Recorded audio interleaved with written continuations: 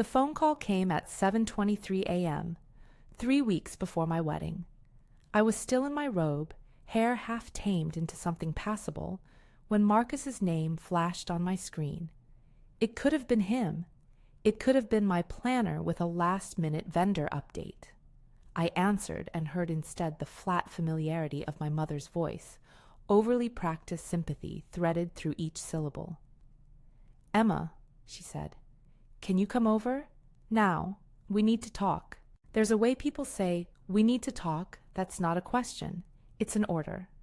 I told her I was buried in final reports and had a morning of meetings, but she made the same sound she used when I was 6 and had smeared paint on the new rug.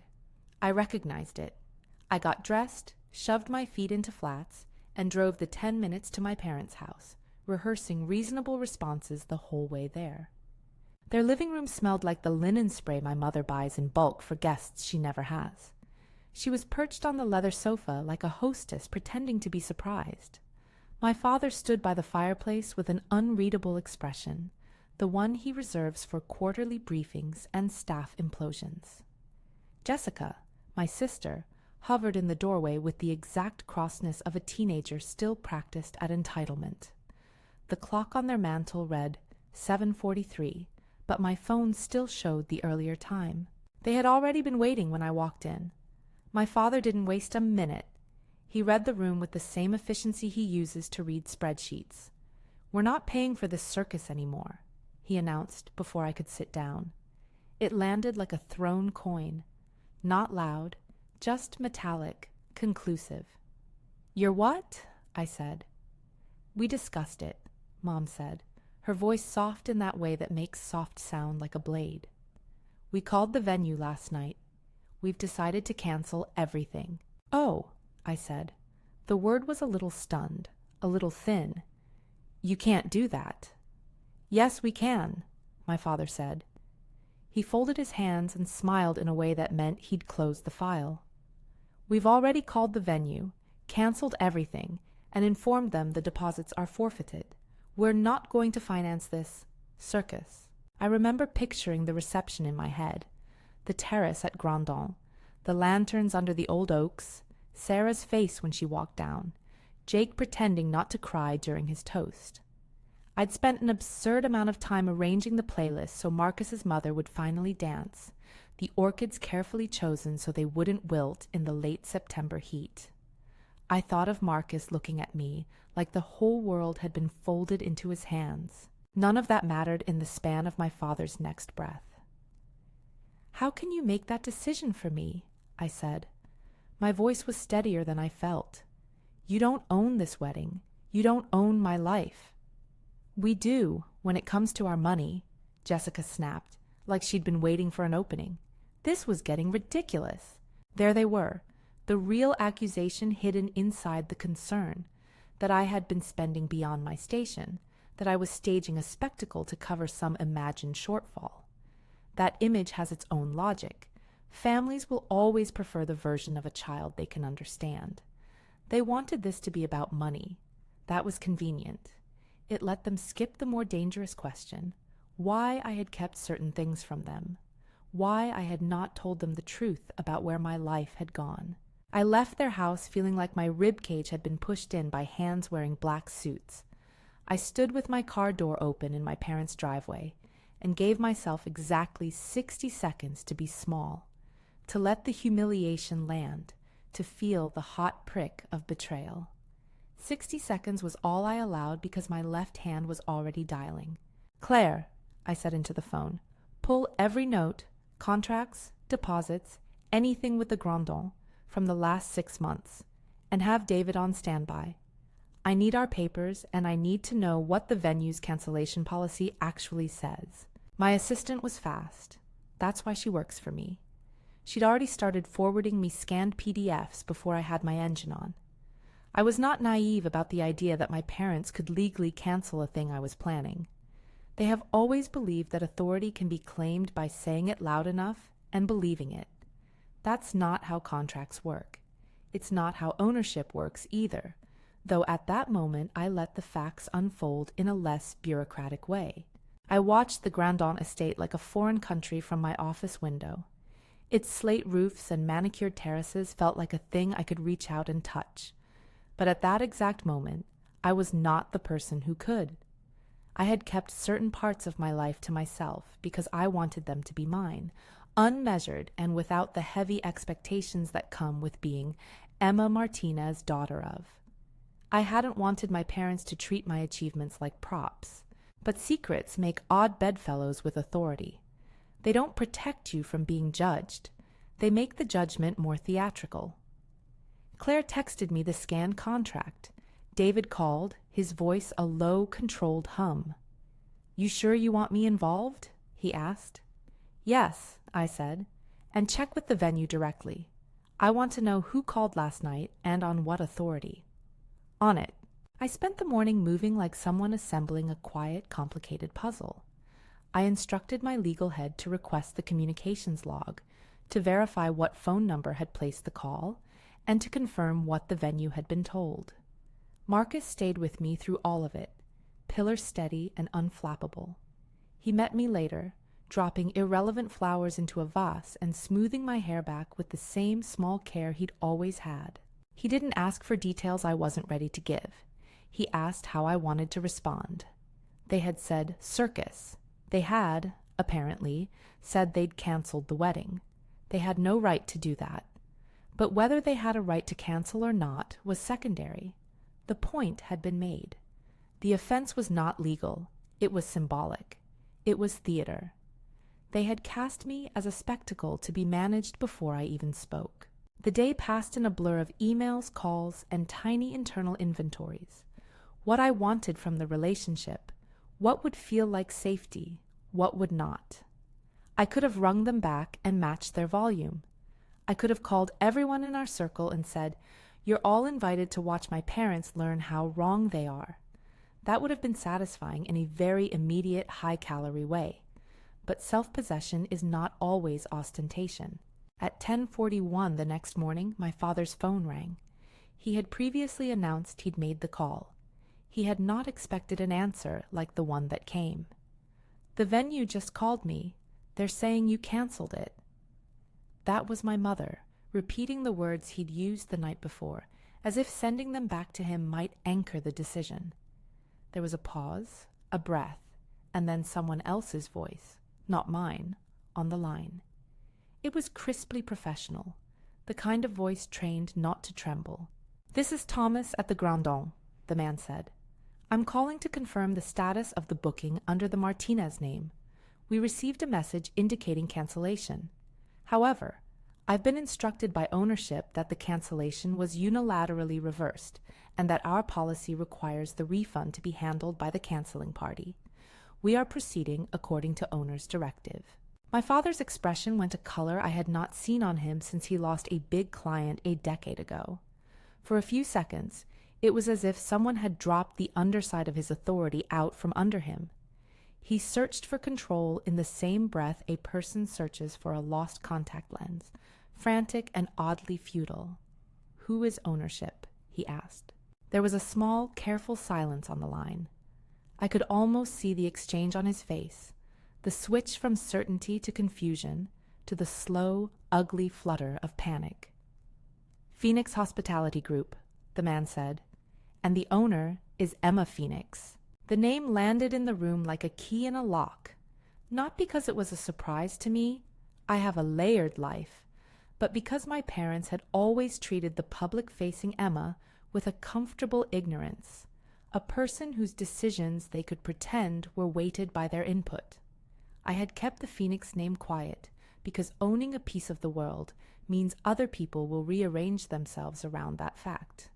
But silence is not an effective shield when someone else uses your name on the phone. Silence, for them, became sound. My father's voice, usually a slow instrument, sharpened.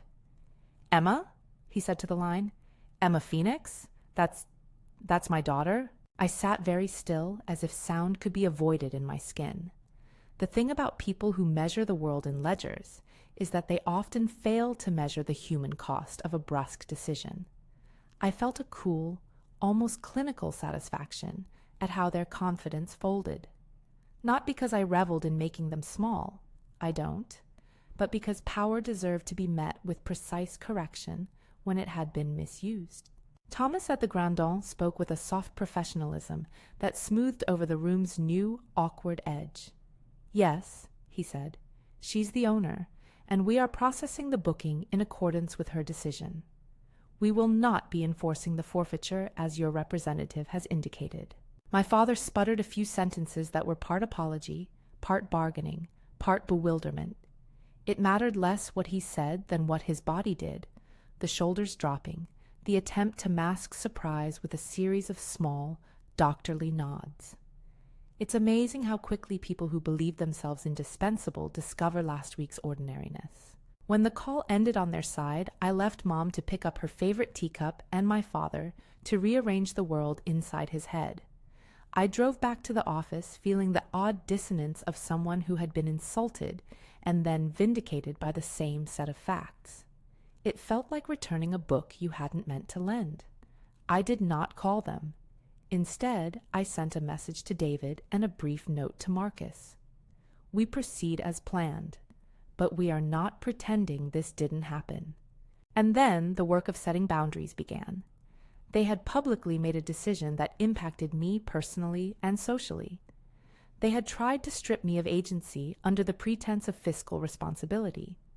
I could have re-invited them with platitudes and staged smiles for a family photo where every face was the same shape of contrition.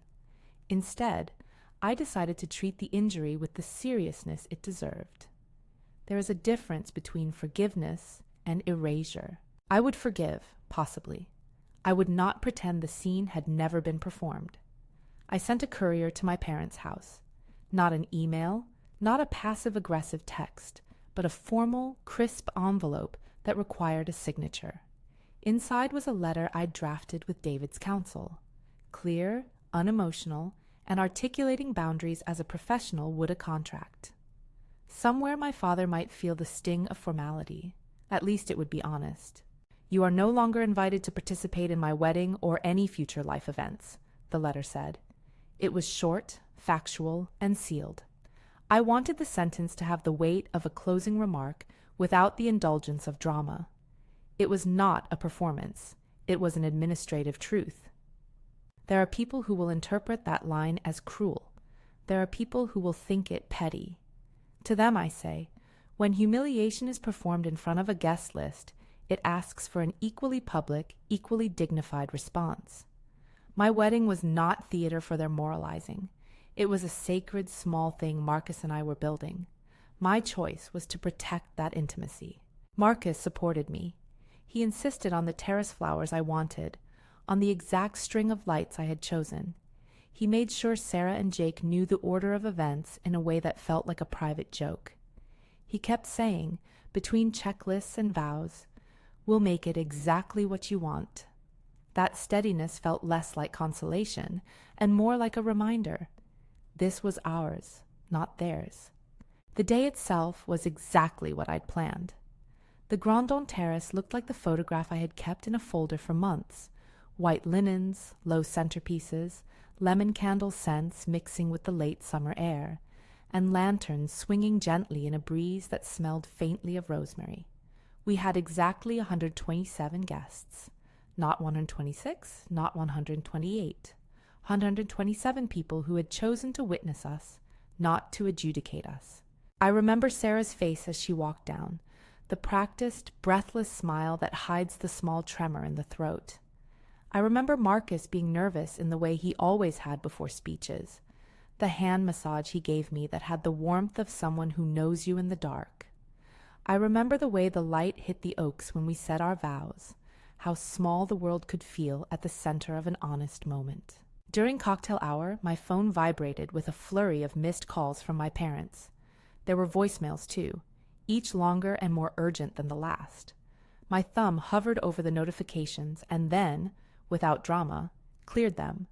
I did not listen. Deleting 47 missed calls and 23 voicemails felt absurd to enumerate. It felt cleaner to simply let them go. Those voices had spoken when it mattered to them. I had listened in a way that mattered to me. I would decide when to answer. Months after the wedding, the tone shifted. My father sent a long, carefully composed letter. It was full of clauses, regret, introspection, a kind of self-effacing guilt that read like someone trying on humility for the first time. It was the sort of letter people write when they finally sit down and realize they might have been less than themselves. He apologized. I read it once, then again. It was structurally sound. It was not performative in a way that reproved it. It was the product of someone who had been thinking, perhaps too late, about the shape of his actions. I could have written back a paragraph that disemboweled his justifications, or I could have swallowed some vindication whole and let time erode the sharpness. Instead, I answered with a single sentence. It was not a trap door. It was a door I closed. Some bridges once burned cannot be rebuilt, I wrote. I did not make it about winners or losers. I made it about consequence. Boundaries, once set, are not always for punishment. Sometimes they are how you preserve yourself. That sentence did not mean I wanted them to suffer. It meant I would not pretend the fire had not happened. I would, in time, forgive if I could, but I would not permit a return to the architecture of conditional love. Not now, not ever. People ask me sometimes why I didn't take the high road in a less public way. Why didn't I simply smile at the next family gathering and act like we'd all moved on? The answer is this. Authenticity is not always pretty. Sometimes it is a ledger with only 2 columns, what was said and what you did in response. A year later, Jessica sent me a resume. She had been struggling professionally, the kind of drift that many people experience when their ambition hasn't yet found a vessel. She asked me to help. I forwarded her resume to HR and put an instruction in the email I knew HR would notice. Do not hire. That line hurt in a private way. I had not set out to torpedo her future. I had set out to protect mine. Jessica's choices had been hers. So had mine. I pass my parents' house sometimes now. The neighborhood smells the same, and the row of sycamores throws the same soft shade across the pavement. There is no pleasure in seeing them living ordinary lives. There is no sweetness in having the quiet satisfaction of them learning by absence. That is not what I wanted when I made the decision to walk away from the pattern they offered. I wanted to live without the pretense that conditional approval is the price of family. I wanted a marriage that belonged to me and Marcus, free from performance. Phoenix Hospitality Group remained what it had always been, a business I had poured myself into, with rooms that host other people's most important days. The Grandaunt estate is still a place of lanterns and terrace vows. People still hire the space for celebrations and for funerals, for birthdays and for quiet anniversaries. I run it because I like to make careful spaces where other people can be fully themselves. That was one reason I had kept it out of the day-to-day dinner conversation. I wanted the magic to be real, not curated for approval. If there is a moral I would offer, and I am wary of moralizing because life rarely folds neatly into them, it is this. Power is not only about the ability to act back. It is about the courage to act with the integrity you want to inhabit. For me, that meant protecting the thing Marcus and I were building. For others, it might mean choosing differently. I have no desire to instruct anyone in how to be estranged. I only offer the map of my own choices. People often misunderstand boundaries as punishment. They're not. They are a statement of what you will hold sacred and what you will refuse to exchange for approval. Saying, "You are no longer invited to participate in my wedding or any future life events," was not a theatrical flourish. It was an allocation of where my tenderness would be spent. After the dust settled, life resumed its ordinary splendors. Marcus and I built a home with a kitchen that always smells faintly of garlic. We travel in small, careful ways, and we host dinner parties that are loud and generous and full of people who bring their whole selves. I visit my parents sometimes to drop off a casserole or to pick up a book I once left behind. We converse in the measured, polite way of people who have chosen different currencies for connection. There is no satisfying gloat in that. There is only the quiet work of living without compromise. If this sounds like an oddly practical fairy tale, know that it was full of small, painful moments. There were nights I wished for a different outcome. There were times when the absence of a certain kind of approval still stung. But there was also the relief of waking up to a marriage arranged by love and consent instead of negotiation and humiliation. You asked for drama, and life, unpredictably, delivered. My father called my wedding a circus. The venue called him the next day. That's the pivot point people like, the moment the scales tip. It felt good to see truth catch up with arrogance. But what felt better was not the spectacle of his being caught off guard. It was the quiet knowledge that when something mattered to me, I would protect it. If this story connects with you, if you've ever been told what to do in your own life by someone whose authority was self-declared, I'm glad you listened this far. If you like real-life stories like this one, subscribe for more. I don't promise tidy endings, but I do promise honesty. Share your experience in the comments. Have you had to set hard boundaries with family? How did you do it? I read every single thoughtful note. And for those who asked about the last word to my father, yes, when he apologized in that long apologetic letter months later, my reply was a single line. Some bridges once burned cannot be rebuilt. I mean it with clarity, not cruelty. I simply mean that some consequences are permanent, and sometimes the only way to find peace is to choose which doors you close, and then to build a life in the rooms you keep open.